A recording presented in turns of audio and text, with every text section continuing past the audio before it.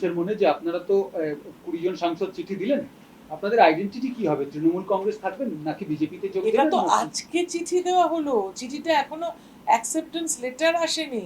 আমি বললাম পরিষ্কারভাবে আমরা কাজ করার জন্য আলাদা বসে যোগাযোগ রাখবো, কেননা আপনারা জানেন যে বিগত দিনে আমি বিগত দিনের কথা বলছি, আজকের আগে এই রাজ্য সরকারের আগের রাজ্য সরকার দিশা কমিটি বলে একটা কমিটি আছে, বিভিন্ন জায়গায় জল নিয়ে কমিটি আছে, স্বাস্থ্য নিয়ে কমিটি কেন্দ্রীয় সরকারের, আমাদের কোনো কিছুতে অংশগ্রহণ করতে দেওয়া হতো না। আমাদের এলাকায় জলের যে পাইপলাইন বসছিল কাজ হয়নি, কেন্দ্রীয় সরকার থেকে কোনো কিছু একটা যদি কোনো সিস্টেম বলতো যে আমরা এইভাবে যৌথভাবে কাজ করব, আমাদের করতে দেওয়া হয়নি। তা আমরা তো মানুষের সাথে মানুষের ভোটে নির্বাচিত হয়েছি। আজকে একজন 3 ইঞ্চি সাংসদ বলছেন যে মানুষের ভোটে, আমাকে মনে করার চেষ্টা করছেন। আমি যখন প্রথম নির্বাচনে লড়েছি 96 সালে, তখন উনি বোধহয় জন্মাননি। এতটা আস্পর্ধা হয় কি করে যে একজন বয়োজ্যেষ্ঠ মানুষের পরিপক্কতা, অভিজ্ঞতা, তার রাজনৈতিক বিচক্ষণতাকে টুইটারে চ্যালেঞ্জ করছে? এটা ঠিক নয়। কিন্তু রাজনীতিতে মানুষ বুদ্ধি নিয়ে কাজ করে, বিবেচনা নিয়ে কাজ করে, জাতীয়তা বোধ নিয়ে কাজ করে। আমি এই জাতীয়তা বোধ এবং জাতীয় সুরক্ষা বারবার বলছি, মাথায় রাখবেন। আমাদের কিন্তু এটা দেখে কাজ করা উচিত। এবং তাদের কাছে প্রশ্ন, তোমরা কি এটা সম্বন্ধে কিছু জানো? তোমরা কি জানো যে ভারতবর্ষকে সুরক্ষিত রাখতে গেলে কোন পদক্ষেপটা নিতে হবে? হয়তো আমি নিজের জীবনকে বিপন্ন করছি, কিন্তু আমি মনে করছি সেটা বৃহত্তর স্বার্থে। দিদি, অভিষেক বন্দ্যোপাধ্যায় কি তাহলে আপনাদের আর লোকসভার দলনেতা রইলেন না? আমি তো বলতে পারবো না আইনটা কি আছে। আমাদের এখনো লোকসভার তো যা আছে তাতে উনি আছেন বলে আমি জানি।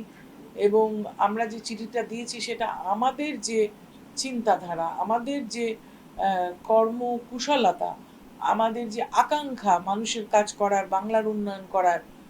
বিগত 30-40 বছরে বাংলা ক্রমে পিছিয়ে গেছে। বাংলাতে কোনো ইন্ডাস্ট্রি হয়নি। মানে আপনারা যদি ভালোভাবে নজর করেন তাহলে দেখবেন যে বৃহৎ পুঁজি ঢোকেনি বাংলায়। বাংলাতে অর্থনীতি ক্রমে পিছিয়ে পড়ছে। 1,500 টাকা মাসে কাউকে হাতে দিলে তাকে কিন্তু সারা মাসের জন্য বা সারা জীবনের জন্য স্বনির্ভর করা হয় না। স্বনির্ভর করতে গেলে শিক্ষা, স্বাস্থ্য এবং তাকে হাতের যে কর্মকুশলতা সেই দিকে এগিয়ে নিয়ে যেতে হয়। সেটা কিন্তু বাংলায় হয়নি। 3-4 দশক ধরে বাংলা সেইভাবে পিছিয়ে আছে।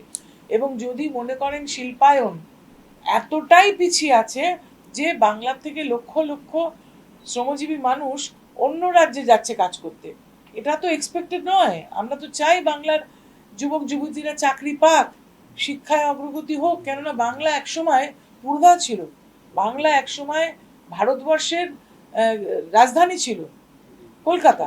এবং সেখানে আপনারা এখনো ব্রাহ্মণ রোডে গিয়ে যদি হাঁটেন, এক একটা বাড়ির গায়ে কোম্পানির নাম লেখা আছে, এক একটা বাড়ির গায়ে, মানে জাহাজ শিল্প, তারপরে আমাদের স্টিল, বিভিন্ন শিল্প পশ্চিমবাংলা থেকে ক্রমে ক্রমে চলে গেছে। 35 বছর 34 বছর বামফ্রন্ট আমলে গেছে, বিগত 15 বছরেও বাংলার থেকে পাত্তারি কুটি সব কোনো শিল্প আসেনি বাংলায়। দিদি, আপনি চিফ হুইপ হিসেবে চিঠি দিয়েছেন, কিন্তু কয়েকদিন আগে সিদ্ধান্ত হয়েছিল যে আপনাকে চিফ হুইপ পদ থেকে সরিয়ে কল্যাণ বন্দ্যোপাধ্যায়কে আনা হয়েছে। তাহলে আপনি আজকে চিফ হুইপ হিসেবে কিভাবে দিলেন চিঠিটা? আমি চিফ হুইপ, সেটাই স্পিকার অফিস থেকে আমাকে বলা হয়েছে। আমি খবর নিয়েই সই করেছি, কেননা এখন আমাদের সংসদীয় কোনো সেশন নেই এবং যেটা দেওয়া হয়েছে সেটা অ্যাকসেপ্টেড হয়নি। সুতরাং ওনাদের রেকর্ডে, স্পিকারের রেকর্ডে আমার নামটাই আছে, সেই জন্য আমি চিফ হুইপ হিসেবে চিঠি দিয়েছি। আপনি তৃণমূলের সঙ্গে দূরত্ব বজায় রাখছেন, আপনাকে বিশ্বাসঘাতক বলা হচ্ছে। এবং একটা প্রশ্ন উঠছে যে যদি তৃণমূল রাজ্যে জিততো এবারে ভোটে, তাহলে কি আপনারা এই সিদ্ধান্ত নিতেন?